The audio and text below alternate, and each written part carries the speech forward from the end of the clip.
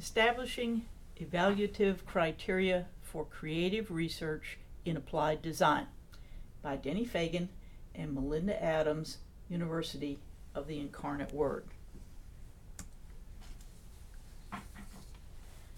One of the problems experienced by academic faculty in the applied design areas, including fashion, interiors, graphic design, possibly even product or industrial design, is the difficulty in having their creative works evaluated by faculty used to traditional scholarship. Creative works are sometimes viewed as having lesser importance in the world of research, as not having been subject to a rigorous process of peer evaluation, or sometimes not viewed as scholarship at all. As a result, academic institutions have difficulty in setting up objective, consistent criteria when weighing creative works as scholarship for use in evaluating promotion, tenure, and merit. Now, as you can see, creative scholarship is very similar to traditional scholarship. The thing to remember when you're looking at creative scholarship, as this was not done necessarily with a specific audience in mind, whereas traditional scholarship was, you're usually writing to a specific journal. Creative scholarship must use an original design, which traditional scholarship is going off of previous research. And there can be difficulty in disseminating creative scholarship, where it's much easier in traditional scholarship. So while they're very similar, there's still the disconnect between creative scholarship and traditional scholarship.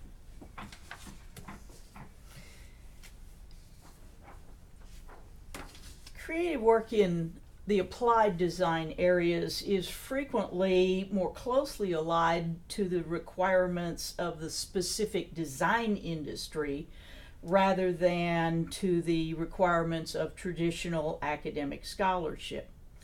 Because of this, each area may use evaluation criteria that is very specific to that industry, and these criteria may not be appropriate for evaluating work in another design field. Compared to the publication and presentation venues that are offered in many areas of traditional scholarship, there are relatively few opportunities for exhibition or publication of creative design work. This is particularly a problem for creative work that may be theoretical or experimental in nature as opposed to commercial in nature. Sometimes another factor is that the cost of some of these competitions may be prohibitive for individual designers. Now, the Boyer model did lay out the scholarship of application, but it did not set specific criteria for evaluation. This call for a broadening of the definition of scholarship has not helped when it comes to evaluating things for specific what counts, what doesn't count, how should we know what's good and what's bad when it comes to creative scholarship. So the other thing to consider is that personal expression has to be considered as a component of creative scholarship, especially in design. You can't do this alone, use that as just a sole criteria, but you also have to look at the industry and the creative aspect of the individual.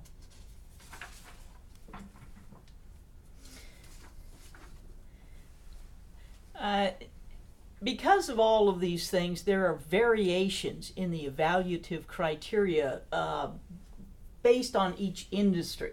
And this makes it very difficult for academic institutions and for faculty who aren't involved in the production of creative work to see and understand what the evaluation process for the design arts really is.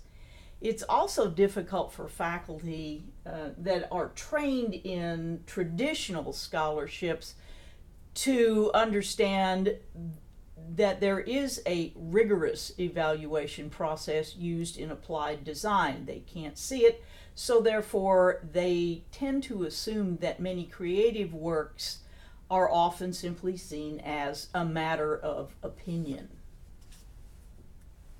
So what we propose is to find common criteria that are shared by various design disciplines and use those as the basic categories for evaluation.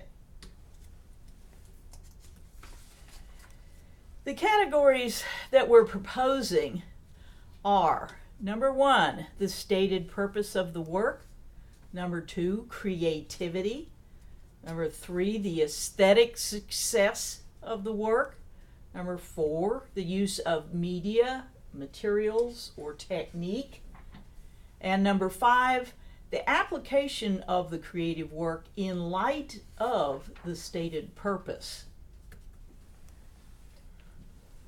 Now, one of the things that distinguishes creative work in applied design fields is that the work is undertaken usually with a specific purpose in mind. So you need to evaluate the work in light of its stated purpose, which allows works in various design fields to be evaluated in an appropriate context and will allow different evaluations of work undertaken for personal and experimental purposes as opposed to those done for commercial applications. So starting with a stated purpose will also help the individual designer or artist critically evaluate his or her own work. So the stated purpose is equivalent to the problem identification component of the scientific method and will help faculty and other disciplines to better understand the purpose or undertaking of the creative research. Creativity is, of course, one of the major components of evaluating work in the applied designs, but being able to evaluate this in different ways is sometimes very important. The evaluation of uniqueness of a work might be different for works that are self-generated versus works that are developed for commercial applications. The other things is creativity is evaluated differently based on the criteria for each design field. Creativity remains a subjective evaluation, but should be judged by those with experience within the specific design field and judged by those with a current knowledge of the industry. Aesthetic success is one of the other categories, and this is basically the application of the basic principles of elements and principles of design within context of the specific design field. So, and it also is within the limits of the materials and techniques that were chosen by the artist and or designer. So this is the most common criteria that's applied, but it also is subjective in a way because it's how you see, how the person viewing it sees or views the aesthetics of the work. The fourth criteria we're proposing is the use of materials, media, and technique. There can be a variety of components of this. It could be the creativity in the selection and use of materials, or the selection and use of the media or technique applied. It has to be in light of the stated purpose. So, is the media, material, or technique appropriate for the purpose set out? There also needs to be a component of technical skill and mastery of the craft. And the last category is application of the work in light of the stated purpose. So this requires that the work be evaluated with its evaluated to the contribution that it's making to the design field. How does the work or what was learned advance the field? And can the piece contribute to the work of others, including the pedagogical value? Collection of creative scholarship combines to form a body of work that has, as a group, demonstrates a contribution to the discipline. So how does it all come together at the end?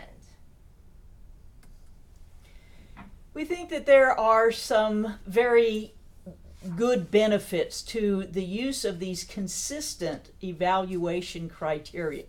We hope that this more closely aligns evaluations with the steps applied to traditional scholarship, that this makes the comparison of scholarship among the various design fields more consistent and therefore easier for the academic world to evaluate in terms of its use for tenure, merit, and promotion. We also hope that this would encourage the artists or designers to develop a defined methodology, and that this methodology would be able to be more easily disseminated and compared to similar works in other fields. However, there are still problems. There is difficulty in documenting, archiving, and disseminating some types of applied design. Many times, once you see it, it's gone. There's no way of keeping a record. There are very small number of opportunities for competitive judging of creative works in the applied design compared to outlets for traditional scholarship or for the fine arts. Also, the need for more venues for displaying and evaluating non-commercial investigations in the applied design fields is needed. And there needs to be more clearly communicate the relationship between traditional scholarship and creative scholarship, so more must be done to educate those that do not routinely participate with creative scholarship.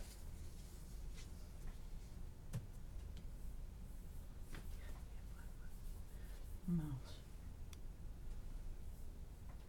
That's it. We are not recording. Okay, that's good. Let's take a look at that.